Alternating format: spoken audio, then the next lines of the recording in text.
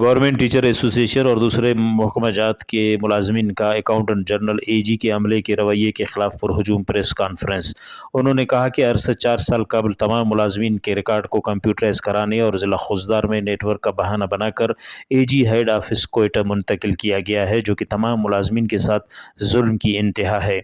اے جی خوزدار کے ملازمین سفید ہاتھی کی شکل اختیار کر چکے ہیں۔ جی پی سلپ، سروس بک ویریفیکیشن، گزٹڈ سلپ وغیرہ پر توجہ نہ دینا اے جی ہیڈ آفس بلوچستان کی کارکردگی پر سوالیہ نشان ہے۔ ضلع بھر کے ملازمین کئی کلومیٹر کا سفر طے کر کے اخراجات، کرایہ، ہوٹلوں میں رہائش وغیرہ کر کے کوئٹہ جاتے ہیں تو اے جی ہیڈ آفس کا عملہ ان ملازمین کو دونوں ہاتھوں سے لوٹتا ہے۔